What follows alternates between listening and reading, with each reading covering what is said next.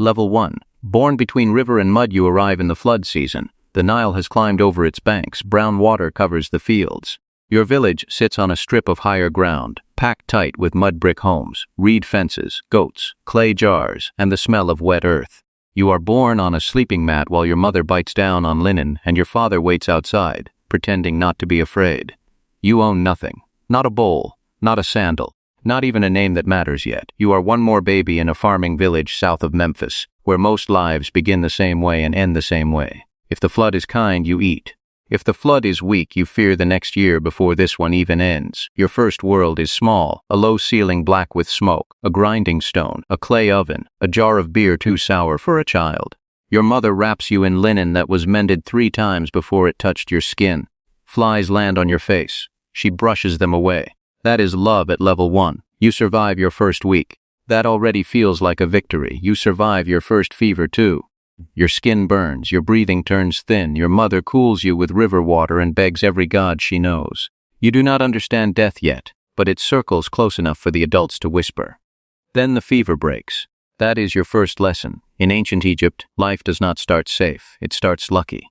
By age 2, you learn the sounds of the village before you learn words, donkeys crying before dawn, women grinding grain, men arguing over water levels, children laughing until somebody falls in mud and starts screaming. The river is always there, sometimes calm, sometimes hungry. By age 4, you chase duck feathers in the yard. You slap at beetles. You learn that the sun can punish you without touching you. You learn that clay cracks when it dries and that people do too. At age 5, you finally become useful, not important, not strong, just useful. You carry a cup of water without spilling most of it. You gather dropped straw. You scare birds from a patch of lentils by clapping your hands and yelling like a fool. The birds still steal some. Your father laughs once, then tells you to clap louder. You do. The birds rise. Your heart rises with them. It is a tiny win. But tiny wins matter here. Nobody becomes strong in one season. You start by keeping birds off beans. Then the river begins to fall. The fields appear again. Dark, rich, shining in the sun. Everybody around you gets serious. You do not know it yet, but your life will now be measured by 3 things. Flood, planting, harvest. And if you fail any one of them, the next level gets much harder. Level 2, the child who must help at age 6. Childhood starts to cost money. Not coins, grain. Every mouth matters, every pair of hands matters too. So your family stops calling you little one and starts sending you to work. Your first real job is carrying water from a canal that sits 180 steps from your house. You count the steps because counting makes heavy jars feel shorter. On the way back, the handles bite into your hands. By the time you reach home, your arms shake and half the water has splashed onto your legs. Your mother looks at the jar, not at you. Again, that is how training works. At 7, you guard 2 goats and 6 geese near the edge of the fields. It sounds easy until the geese run in 6 directions, and one goat decides the neighbor's onions look better than yours. You chase them under a sun that feels nailed above your skull. Your feet harden, your patience does not. One day, you get distracted watching a boat slide down the Nile with painted sails and a cargo of stone. When you turn back, 1 goat is gone. You search for an hour. Then 2. Then you find it trapped in a ditch, bleeding like it wants to blame you. You drag it home by a rope, filthy and crying from relief and fear. Your father does not beat you. That almost feels worse. He makes you repair the ditch wall yourself. Basket after basket of mud. Your fingers split. Mosquitoes chew your ankles. You learn that losing an animal is not one mistake, it becomes 10 more jobs. At 8, you weed flax and help patch the bank of a small irrigation trench after water breaks through at the wrong place. You work beside older boys who can lift twice as much and complain half as much. You hate them. Then you start copying them. That is your next lesson. Pride feeds nobody. Skill does. At 9, you start noticing rank, not the smell, the system. You notice which homes have extra storage jars. Which men own sandals with thick leather soles? Which women wear clean white linen instead of rough cloth? Which children get yelled at for laziness and which children never get sent into the fields at all? Then you notice the scribes. They do not bend over hoes. They stand in shade. They carry pallets, reed pens, and rolls of papyrus. They speak to foremen, priests, and taxmen. When they count sacks of grain, even your father listens. Their hands are soft. That shocks you. You did not know a grown man could survive in Egypt with soft hands. One afternoon, after rations are counted, a scribe tosses away a broken potsherd with a few black marks on it. You pick it up. They look like bird tracks and tiny tools and bent reeds. You do not know what they mean, but they feel powerful. You scratch the shapes in mud with a stick. They look terrible. You try again. Still terrible. But something wakes up inside you that goat ropes and water jars never touched. You do not know how to read. You do know this. Some people move mud. Some people move numbers. And the second kind gets shouted at less. That thought follows you into the next level. Level 3, the first sign in the mud at age 10, your body is old enough for field work. The flood has gone. The black soil is ready. You walk behind your father and push seed into the earth with your heel. Emmer wheat, barley, a little flax, lentils if there is space. The work is simple until you do it for 6 hours. Then simple becomes endless. You wake before sunrise. You chew coarse bread. You drink weak beer. You work until sweat runs into your mouth. By the time the light turns red in the west, your back feels twice your age. Now you learn the real terror of peasant life. Counting season. When the crops rise, hope rises with them. When officials come to inspect the fields, fear comes faster. They estimate the yield before harvest. They decide what your family owes in tax. If the flood was low, the numbers still hurt. If the flood was high, the numbers hurt differently. You watch your father stand in front of a scribe and answer questions like a man on trial. How many rows? How many workers? How many sacks last year? How much seed kept back? Your father knows the land better than anyone. The scribe controls the record anyway. That sticks in your mind. At 11, you start stealing moments, not objects. A few breaths after work, a few heartbeats before sleep. You take bits of clay and broken pottery and copy signs you have seen on grain jars, walls, and tally boards. Your lines wobble. Your proportions are wrong. Your birds look sick. Your mother catches you once and laughs. Then she stops laughing when she sees you keep doing it. At first, your father hates it. Writing looks like idleness to him. A field does not plow itself because a boy draws ducks in dust. He tells you to focus on real work. He is not cruel. He is scared. If you dream above your station and fail, the field still owns you. Then luck visits again. At 12, a local storehouse clerk comes to your village to check deliveries after harvest. One sack has a broken seal. Another has the wrong mark scratched into its side. You blurt out that the mark means northern field, but the sack came from the west plot. The clerk stares at you. Your father freezes. The clerk tests you. He draws 2 signs with his reed on a scrap of limestone. You name one from memory and guess the other wrong. He does not smile, but he does not ignore you either. A week later, you are sent to the temple school in the nearby town for a trial. Not because your family becomes rich, because a smart boy with poor parents can still be useful to the state. At 13, you leave home with 1 spare linen kilt, a loaf of bread, dried fish, and fear in your throat. The town is only a few miles away, but it feels like another world. There are painted walls, better houses, more shouting, more rules. And now the challenge changes. In the fields, the land could break your body. In school, failure can break your future. Level 4. Beaten into a scribe at age 13, you learn the school truth fast. Writing is work, hard work, painful work. The instructor does not treat you like a special child from the village. He treats you like an empty jar that must be filled before it cracks. You sit on the floor with other boys, most from families better placed than yours. Some already know basic signs. Some wear cleaner linen.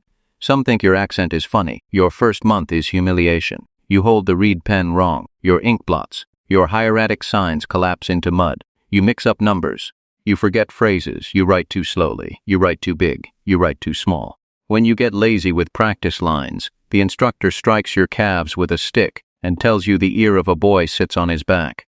You believe him because your back keeps hearing lessons. Still, you improve. At 14, you can copy model texts without ruining half the page. You learn number signs, unit fractions, simple accounts, lists of names, deliveries of grain, counts of cattle, measures in cubits, measures in hecot. The world turns into marks you can trap on a page. That feels like magic until the math gets harder. You miscopy a figure in a grain exercise and turn 40 sacks into 400. The instructor spots it at once. He makes you recalculate the whole column 3 times. Your hands cramp. Your face burns. Every other boy hears the scolding. That is your lesson now. A bad number does not stay small. It grows teeth. At 15, you begin practical training in the storehouse. Dust in the nose.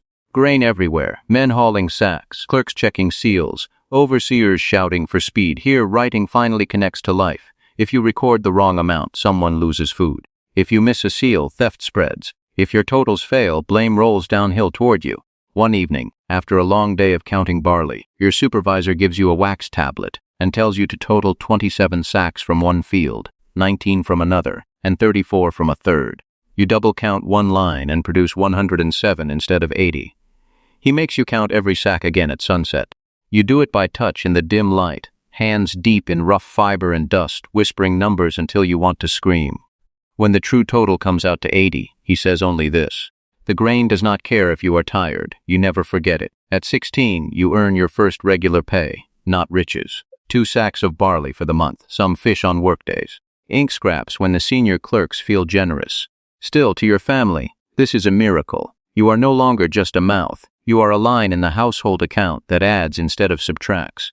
You bring home grain. Your mother cries quietly while pretending she has dust in her eyes. At 17, you can read routine records, draft simple entries, and keep your hands steady under pressure. You are still low, still watched, still easy to replace. But now the world has cracked open.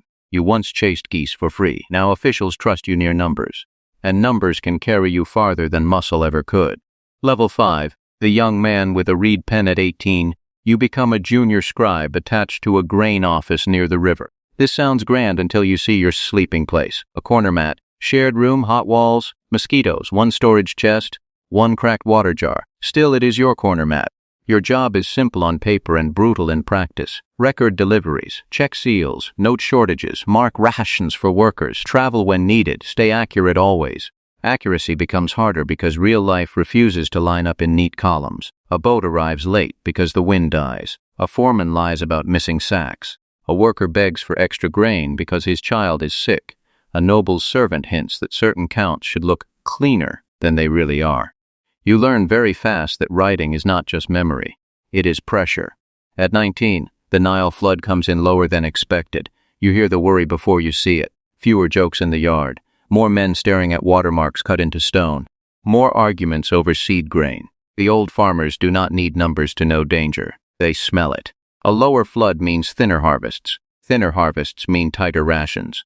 Tighter rations mean anger. Now your figures matter more than ever. 1 week you approve rations too quickly and miss that one labor gang has been counted twice while another has been missed entirely. By the time the error is found, 30 men have already eaten what was not theirs. The cheated gang shows up furious. One throws a broken basket. Another spits near your feet. You feel small again. Your supervisor forces you to face them, fix the records, and explain the mistake yourself. Your voice shakes. Nobody cares. Hungry men do not respect shame. They respect food. You spend the next 3 nights reviewing every tablet by lamplight until your eyes water and your shoulders lock up like wood. This time, you find 2 more errors before they become disasters. That is your small victory, not perfection, prevention. At 20, you begin saving. A little barley, a little copper, a spare linen kilt, 1 pair of decent sandals. You learn the quiet thrill of ownership, not luxury, cushion. By 21, your family asks you for help more often. Your younger brother needs seed after a bad patch. Your father's old back slows him down. Your mother wants oil for a lamp instead of animal fat because the smoke hurts her chest. For the first time, you can solve problems with something other than effort. You send home grain and a small amount of copper, maybe worth 1 devon over months of saving. It does not make your family rich. It does keep them standing. At 22, you are trusted to travel with a small convoy carrying records and sealed tallies to a larger town. The road is heat, dust, flies, and constant fear that 1 broken seal can ruin a month of work. Yet while sitting on the riverboat with cargo behind you and a writing board on your knees, you feel it. You have leveled up, not to power, to possibility. Then life gives you the next challenge, because possibility in Egypt is never stable unless you build a house under it. Level 6. Bread, beer, marriage, and debt. At 23, you marry. Not for romance alone. Romance exists, but bread matters more. You marry a weaver's daughter named Tia, who is practical, sharp-eyed, and not impressed by your reed pen. On the day you arrive with gifts, you bring a small chest, 2 linen garments, 1 bronze knife, and grain enough to prove you are serious. That is not wealth. That is a foundation. You move into a modest mud brick house with 2 rooms, a roof for sleeping in hot weather, and a storage jar so large it feels like security itself. At night, you and Tia count what you own the way others count stars. 6 bowls, 2 mats, 1 stool, 3 jars, 1 lamp, a life. At 24, your first child is born. The joy lasts 1 day before the fear arrives. Now every mistake costs more. Now every flood report sounds personal. Now every sickness is a threat to someone with your eyes. You work harder. Your position improves too. You become a record keeper for a temple granary, The pay is steadier. Bread, beer, fish on some days, grain by the month, small copper when accounts are favorable. You might manage the value of 3 to 5 Devon in goods across a year if you stay careful. For the first time, you think about buying a goat. Then the bad year hits. At 26, the harvest comes in weak after poor inundation. Grain must stretch. Borrowing begins. Men whisper at doorways. Mothers dilute porridge. Workers complain that the temple stores plenty while households scrape jars clean. You are in the middle, too low to make policy, too high to hide from blame. A batch of older grain begins to spoil in the storehouse because a corner wall lets in damp air after a storm. You should have checked it sooner. By the time you smell the rot, dozens of sacks are damaged. Your stomach drops. That grain could have fed families. You expect punishment, maybe dismissal. Instead, your superior gives you one chance.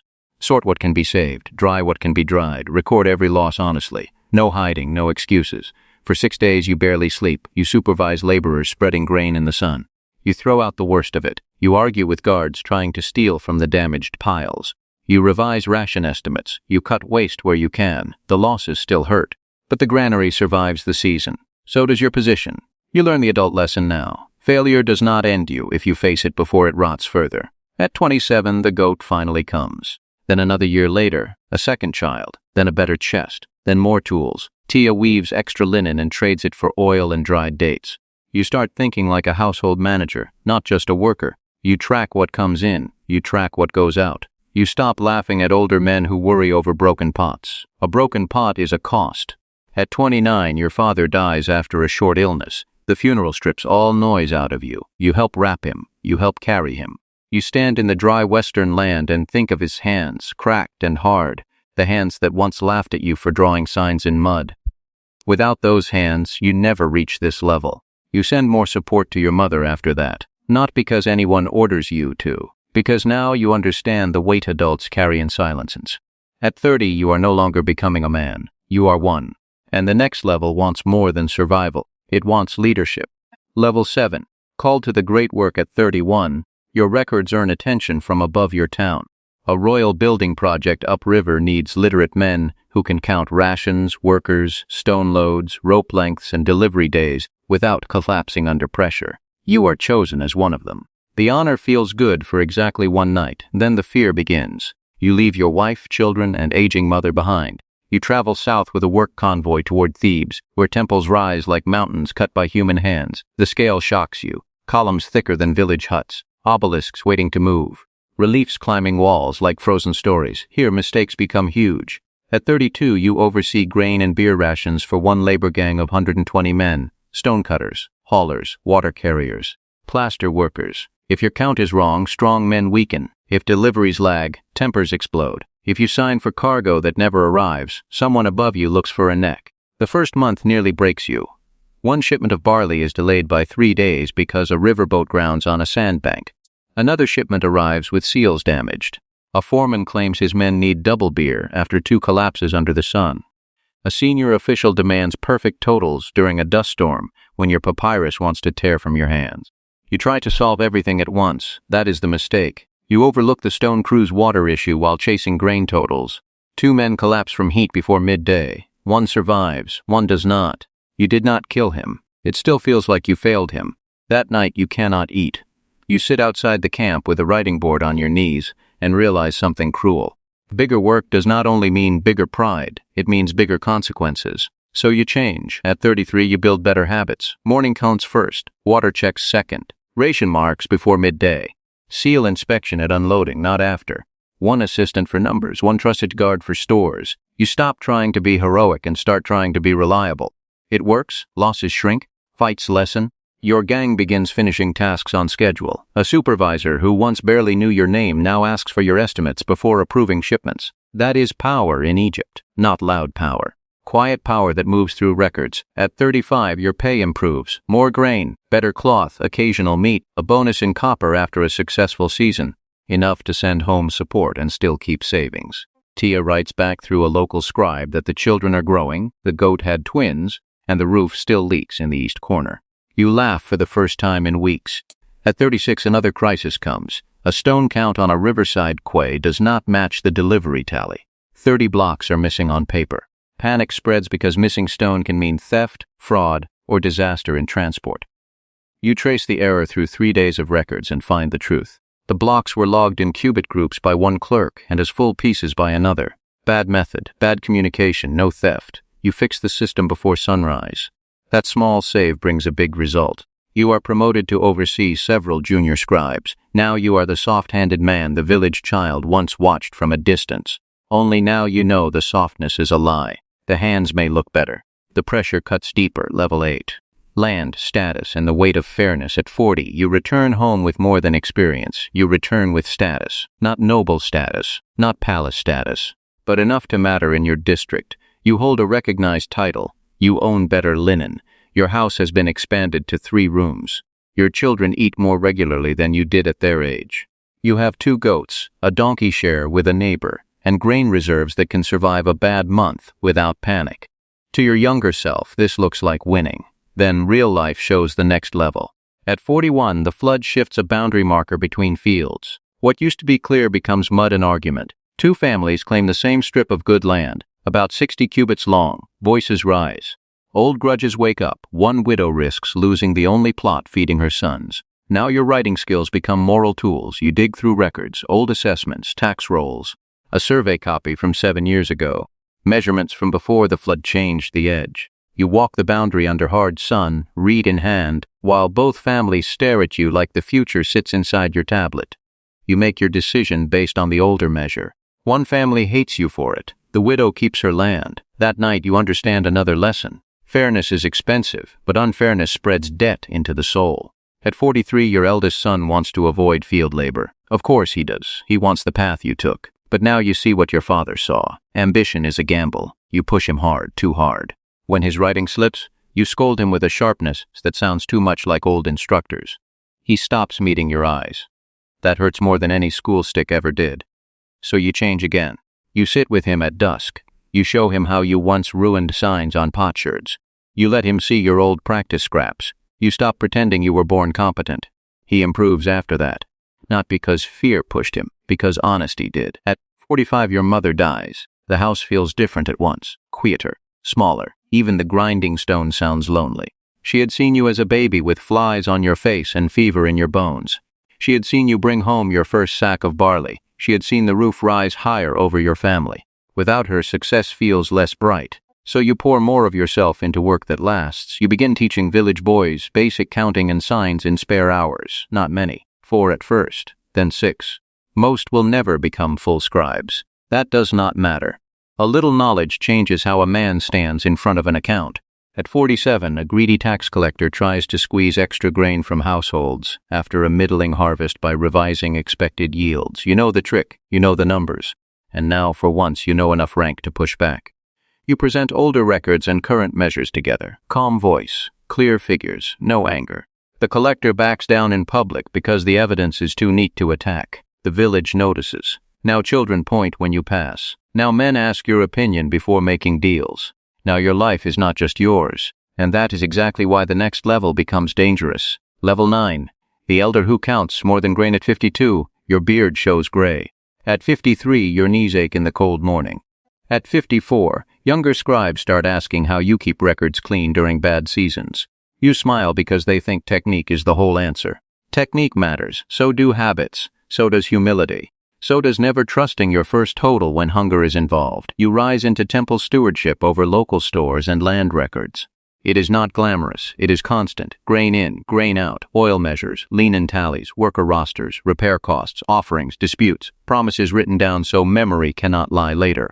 At 56, another lean year arrives. Not famine, worse in some ways. Near enough to hunger to frighten everyone. Not near enough to force easy decisions.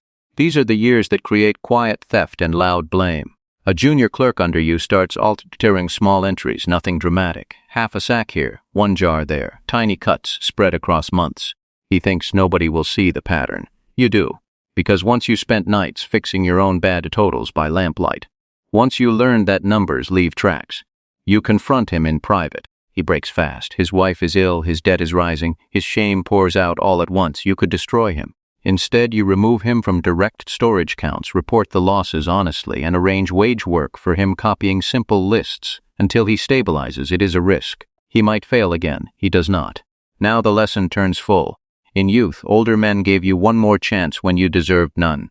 In age, you understand why. At 58, you start planning your tomb chamber. Not a grand tomb. Not carved cliffs and painted heavens for kings. Just a decent resting place, a small chapel space, a false door, a few scenes. Bread, beer, reeds, family offerings. The things that say you lived as more than a body. It feels strange to prepare for death by commissioning proof of life. At 60, your grandchildren begin visiting often. One steals dates. One asks endless questions. One sits in the dirt and scratches lines with a stick the same way you once did behind your father's back. You stop breathing for a moment when you see it. A bent sign. A clumsy bird. A child trying to trap meaning in mud. You kneel slowly. Your knees complain. Your heart does not. You correct the line, gently. At 62, your son handles much of the daily work. Your daughter manages household stores better than any clerk you ever trained. Tia's hair has silver now. When she laughs, you still hear the young woman who was not impressed by your reed pen. You realize success was never one giant leap. It was 1,000 small repairs. A ditch wall fixed before sunset. A second count after fatigue. A spoiled sack caught before rot spread. A hard truth spoken before resentment hardened. A child taught before fear killed curiosity. At 64, you walk to the river at dawn. The Nile glows brown and gold, just as it did when you first opened your eyes in a flood season hut with nothing to your name. Boats still pass. Women still grind grain. Children still chase birds from beans. Men still worry about water levels and tax counts and cracked walls. The world did not become easier. You became stronger inside it. Level 10. Full circle at the river at 67. Your hands shake when you write. Not much, just enough. Enough to remind you that every level ends. You spend more time on the roof at night, watching stars over the dark land and listening to the sounds below. A baby crying. A donkey stamping. Someone laughing too loud. A mortar striking grain in slow rhythm. It all folds together into one long memory. Then one flood season, your family gathers because another child is coming. Your grandchild is born in a low mud brick room while water spreads over the fields outside.